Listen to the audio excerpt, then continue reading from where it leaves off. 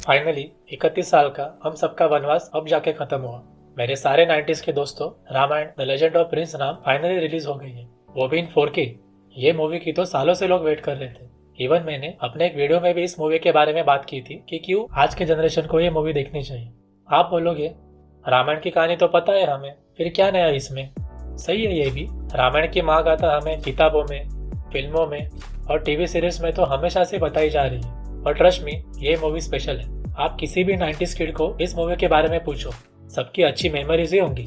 Cartoon network तो हमारे लिए एक अलग ही दुनिया थी, और ये फिल्म तभी संडे को मॉर्निंग में लगती थी।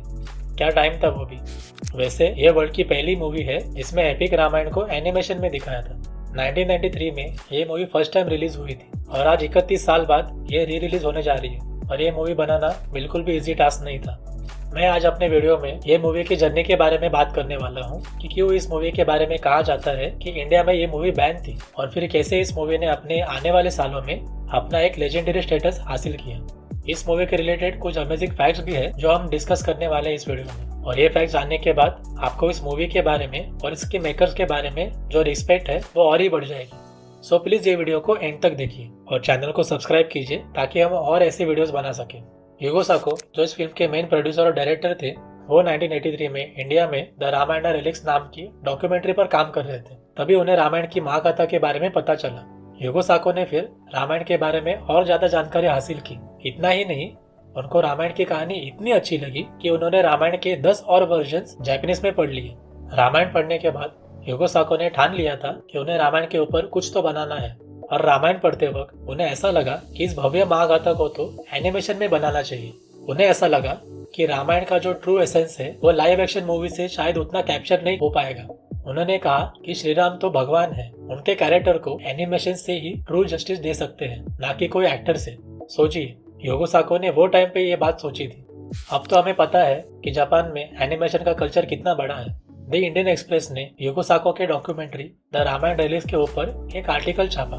उसके बाद ही विश्व हिंदू परिषद से लेटर के जरिए एक प्रोटेस्ट भी किया गया। उस लेटर में ये लिखा था कि कोई भी फॉरेनर रामायण के ऊपर सिनेमा नहीं बना सकता, और रामायण इंडिया की सबसे बड़ी नेशनल ट्रेजर में से एक है। पर ये सब एक मिसअंडरस्टैंडिंग के कारण हुआ था। ह्यूगो साको ने इस फिल्म के लिए अपना विजन बताया और सारी बात क्लियर की, और उन्हें समझाया कि जापान में एनिमेशन को बहुत ही सीरियसली लिया जाता है, और एनिमेशन के जरिए वो रामायण को वाइडर ऑडियंस तक पहुंचाना चाहते हैं। स्टार्टिंग में तो हमारी गवर्नमेंट ने इस प्रोजेक्ट को एग्री किया, पर फिर बाद में रिजेक्ट भी कर दिया था, और रीजन ये बताया था कि रामायण एक सेंसिटिव सब्जेक्ट है और इसे कार्टून में नहीं दिखाया जा सकता। और यही सब में अयोध्या में राम मंदिर का विषय भी तो चल रहा था, इसलिए शायद कंट्रोवर्सी को भी जगह मिल जाती। ये सब के बाद ह्यूगो साको के पास कोई भी ऑप्शन बचा नहीं था, तो उन्होंने जापान से ही मूवी के लिए सारे फंड्स लेने का डिसीजन ले लिया, और दोनों ही कंट्री के एक्टर्स के साथ ये मूवी बनाने का फाइनल किया। 1990 में 450 आर्टिस्ट के साथ एनिमेशन का काम शुरू किया गया। हमारे इंडियन एनिमेटर्स ने इंडिया के कल्चर के बारे में जापानीज टीम को बताया, कैसे धोती को पहनते हैं या बच्चे होते हैं वो बड़ों से कैसे आशीर्वाद लेते हैं। ये सब के बारे में जापानीज टीम को गाइड किया गया। 1993 में फिर फाइनली फिल्म बनके रेडी थी, और international film festival of India में इस मूवी को रिलीज भी किया गया। पर तब की करंट सिचुएशन के कारण इंडिया के थिएटर में ये मूवी रिलीज नहीं हो पाई। फिर डायरेक्ट 1997 में इंडिया में हिंदी डब के साथ इसे रिलीज करने की तैयारी शुरू हो गई। द ग्रेट कमल हसन ने भी डिस्ट्रीब्यूशन का जिम्मा अपने सर ले लिया, पर तभी भी लिमिटेड स्क्रीन के साथ ही ये एपिक सागा रिलीज हो पाई, क्योंकि वो टाइम पे भी भगवान श्री राम की जन्मभूमि का मूवमेंट पीक पे था, और शायद इस मूवी की वजह से कंट्रोवर्सी हो सकती थी। फिर वो टाइम आया जिस वजह से मेरे जैसे लोगों को ये मूवी देखने मिली। कार्टून नेटवर्क टीवी चैनल पे ये मूवी वीकली बेसिस पे दिखाई जाने लगी। यही टाइम पे दुनिया भर में अलग अलग फिल्म फेस्टिवल्स में भी ये मूवी दिखाई जा रही थी। पर टीवी पे रिलीज होने के बाद ये मूवी ने वो लेजेंडरी स्टेटस हासिल किया जो ये मूवी हमेशा से डिजर्व करती थी। हमारे जैसे 90s किड के लिए शायद इस मूवी से ही रामायण का इंट्रोडक्शन हुआ।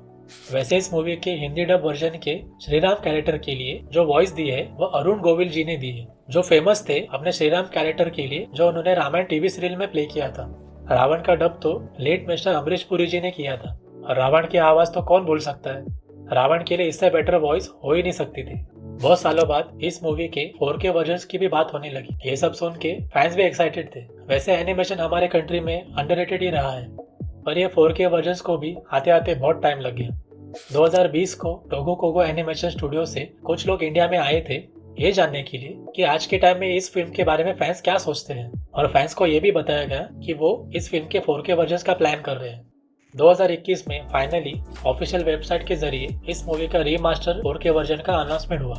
फिर 2022 में Ramayana the legend of prince नाम के 4K वर्जन को दुनिया भर के फिल्म फेस्टिवल में रिलीज किया गया, और तभी भी किसी कारण ये मूवी इंडिया में रिलीज नहीं हो पाई। फिर 2024 में वो टाइम आया जब थिएटर्स में हम सब के लिए इंडिया में ये मूवी को रिलीज करने का फाइनल हुआ।